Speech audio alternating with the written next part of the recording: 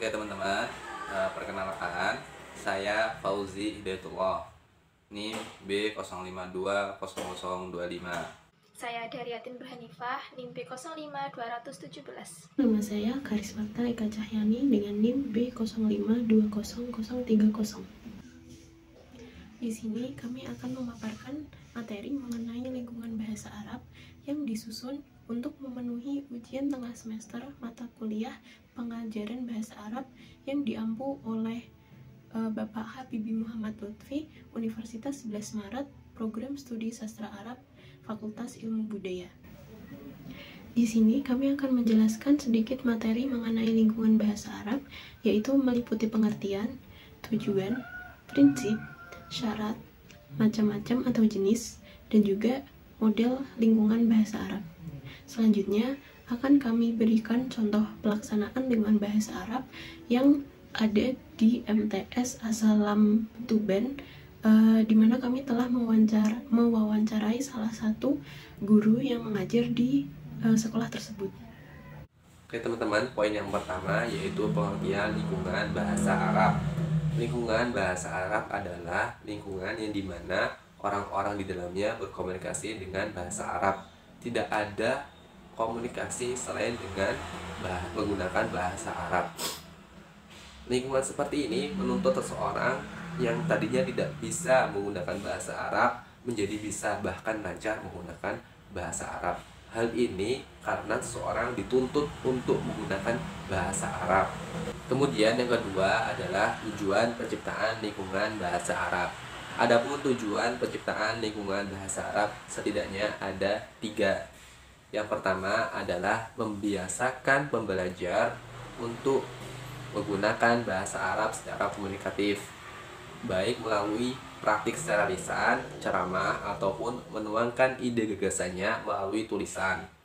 Kemudian yang kedua, memberikan penguatan kepada pembelajar dalam pemerolehan bahasa Arab yang sudah dipelajari dalam kelas.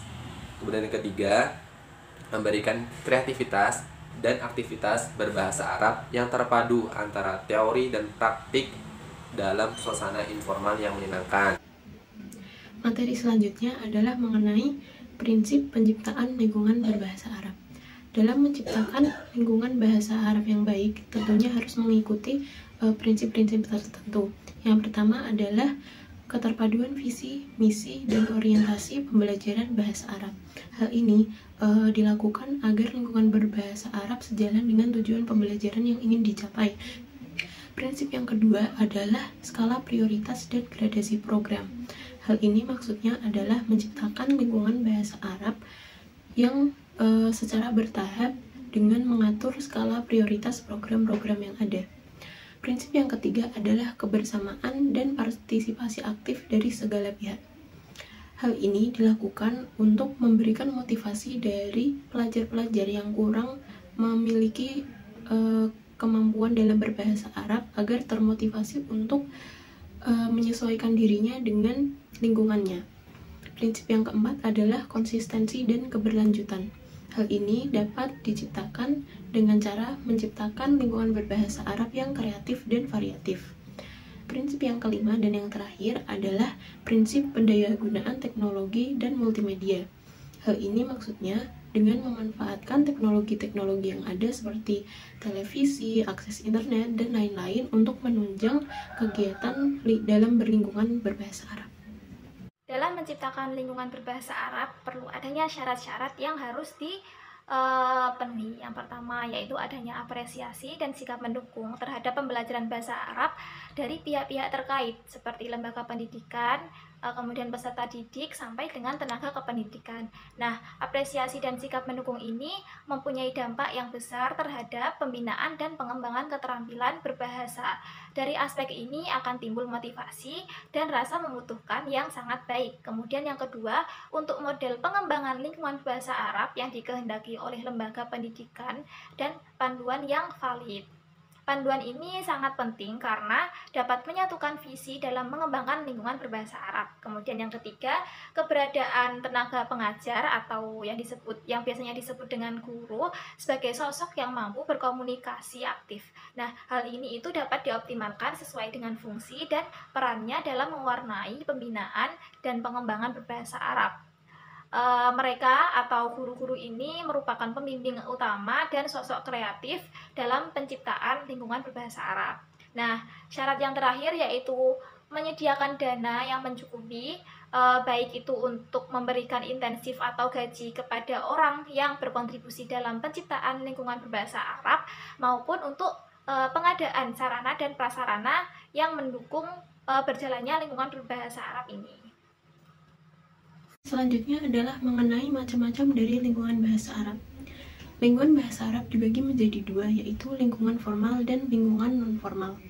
Lingkungan formal adalah lingkungan yang dibentuk secara resmi dan terencana untuk berbahasa Arab. Lingkungan ini difokuskan untuk menguasai kaidah gramatika bahasa Arab. Lingkungan ini dipelajari atau dapat dilaksanakan melalui guru di dalam kelas, belajar melalui buku maupun melalui orang lain yang terjadi di luar kelas. Selanjutnya adalah lingkungan non-formal. Lingkungan non-formal adalah segala hal yang didengar dan diamati secara alamiah atau secara natural. Jadi hal ini berkebalikan dengan lingkungan formal. Proses dari pembelajaran yang terjadi di lingkungan non-formal ini terjadi tanpa disadari oleh pelajar dan bisa terjadi di mana saja. Lingkungan non-formal ini terbagi menjadi 5 hal, yaitu yang pertama adalah lingkungan psikologis, yaitu diciptakan untuk memotivasi agar para pelajar memiliki antusias yang tinggi untuk menguasai bahasa Arab. Dan selanjutnya ada juga lingkungan bicara, lingkungan baca, lingkungan dengar, dan juga lingkungan baca dan lingkungan dengar. Bahasa dalam membentuk lingkungan berbahasa. Nah, model yang dibentuk dalam lingkungan berbahasa di pesantren bahasa itu adalah dengan cara menjadi teladan yang baik. Nah, dengan artian setiap stakeholder yang lebih tinggi tingkatannya harus mencontohkan bahasa, tindak tutur, dan etika berbahasa yang baik pada bawahannya atau kepada adik tingkatnya. Hal ini itu menjadi sebuah nilai penting dikarenakan setiap apa yang diucapkan, dilihat, dan dilakukan dalam keseharian berbahasa merupakan pendidikan yang memiliki pengaruh besar. Dengan seperti itu, peningkatan dan perkembangan kebahasaan lambat laun akan berjalan dengan baik dan meningkat sedikit demi sedikit. Sekian sedikit materi yang dapat kami sampaikan mengenai lingkungan bahasa Arab. Selanjutnya akan kami paparkan mengenai contoh pelaksanaan lingkungan bahasa Arab yang dilaksanakan di MTS Asalam Tuban. Kami telah melakukan wawancara dengan Ustadz Yusuf, yang mana Ustadz Yusuf ini merupakan salah satu pengajar di lembaga pendidikan yaitu MTS Asalam Banggilan Tuban untuk memberikan contoh nyata dari pemberlakuan lingkungan bahasa Arab.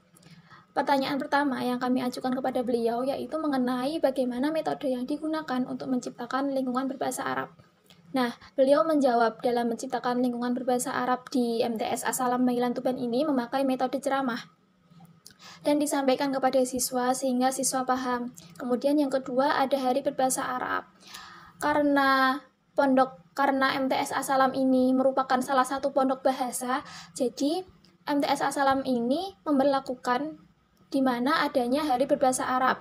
Jadi ada 4 hari berbahasa Arab dan 3 hari berbahasa Inggris. Kadang ustadzahnya menyampaikan materi atau memberikan tugas gitu juga menggunakan bahasa Arab dan bahasa Inggris. Jika santri ada yang ketahuan tidak menggunakan bahasa Arab atau bahasa Inggris pun, santrinya itu dihukum dengan hukuman bermacam-macam. Kemudian pertanyaan selanjutnya yang kami tanyakan itu mengenai adakah hambatan dalam melaksanakan lingkungan berbahasa Arab. Nah, beliau itu menjawab ada hambatannya. Kadang santri atau siswa itu bermacam-macam. Jadi ada yang cepat menghafal, ada yang susah menghafal. Ketika menciptakan lingkungan berbahasa Arab itu tidak bisa secara instan. yang tiba-tiba pinter berbahasa Arab gitu. Jadi berproses apalagi yang dipegang Ustadz Yusuf ini sendiri merupakan kelas 1 dan murid baru gitu. Jadi harus belajar lebih ekstra dalam belajar bahasa Arab.